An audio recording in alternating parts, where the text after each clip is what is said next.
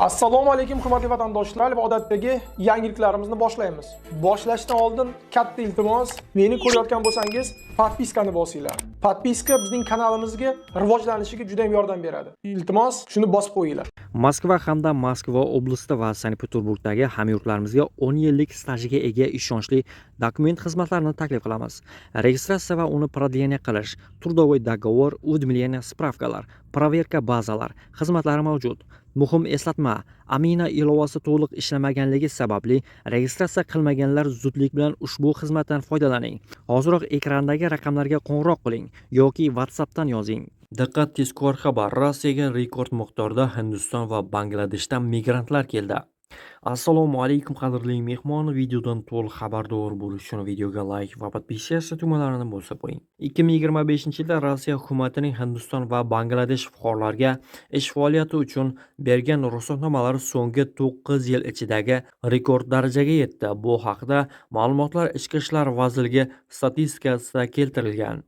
Unga ko'ra, ish faoliyatini amalga oshirish maqsadida Rossiyaga 56,5 ming hindistonlik taklif qilingan.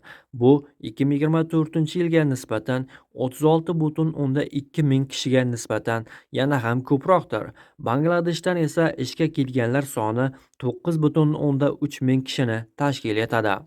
Bu 2024-yilga nisbatan 2,8 ming kishiga ko'pdir. Ikkala ko'rsatkich ham 2017-yildan beri eng yuqori natija bo'lgan. Bundan tashqari, Turkmaniston fuqarolariga berilgan ish ruxsatnomalari 2,5 baravarga oshib, 25 ming kishini tashkil etgan. O'zbekiston fuqarolari uchun ruxsatnomalar soni 5 baravar ko'payib, 2,3 ming kishiga yetgan. Tojikiston fuqarolari uchun ruxsatnomalar soni 3 baravarga oshgan. Xitoy fuqarolariga berilgan ruxsatnomalar soni taxminan 50% ga ko'payib, 92 ming kishiga yetgan. Shu bilan birga 2025-yilda Rossiyada chet elliklar uchun berilgan ish ruxsatnomalari jami 240 mingga yetgan. Bu 2017-yildan beri rekord natija bo'ldi. Yil davomida bu ko'rsatkich taxminan 42% ga oshgan.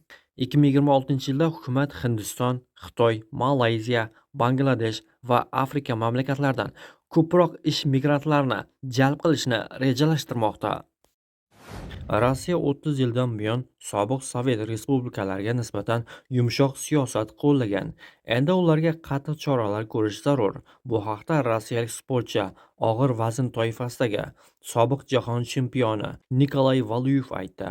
Valyuyevning tahdidicha Rossiya tomonidan kelajakda yana bir nechta maxsus operatsiyalar o'tkazilishi muqarrar. U bu borada Rossiyadagina faylasuf deb tan oluvchi Aleksandr Duginning qarashlarini to'g'ri deb hisoblashini bildirgan. Sobiq sportchining ushbu fikrlariga o'zbekistonlik bokschi Ruslan Chagayev javob qaytardi.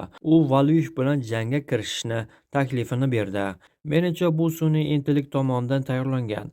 Agar unday bo'lmasa, Valyuyevning kallasini joyiga qo'yish kerak bo'lsa, men tayyorman. Jangdan so'ng u Markaziy Osiyo haqida bunday bemaza gaplar gapirmaydi, dedi u.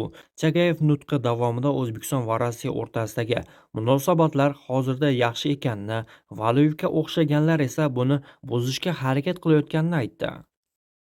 Samarada endi migrantlar dvornik bo'la olmaydi.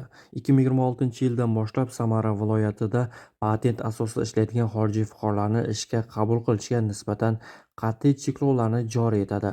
Yangi qoidalar ayrim kasblar uchun ilgari mavjud bo'lgan barcha istisnolarni bekor qiladi. Samara viloyati gubernatori 2025-yil noyabr oyida tayyorlagan patentga ega migrantlarga sanoat savdo, xizmat ko'rsatish, yo'lovchi tashish, ovqatlanish xizmati, ta'lim va pochta aloqasi sohasida ishlashi taqiqi cho'zildi. Cheklovlar oziq-ovqat ishlab chiqarish, dvigatel ishlab chiqarish, turbina ishlab chiqarish, dron ishlab chiqarish va aerokosmik muhandislik kabi yirik sanoat tarmoqlariga ham tegishli. Ilgari mintaqada xorijiy fuqarolarni farrosh, dvornik va idora ishchilari sifatida yollashga imkon beruvchi qoidalar yumshatilgan edi. 2026-yildan boshlab bu istisnolar ham bekor qilinadi va bu ishlar ham migrantlar uchun taqiqlanadi. Samara viloyati O'zbekiston va Tojikiston kabi Markaziy Osiyo mamlakatlaridan kelgan mehnat migrantlar uchun mashhur joy hisoblanadi. Yangi choralar minglab xorijiy ishchilarga ta'sir qilishi va ularning Rossiyaning boshqa mintaqalarga ketishiga olib kelishi mumkin.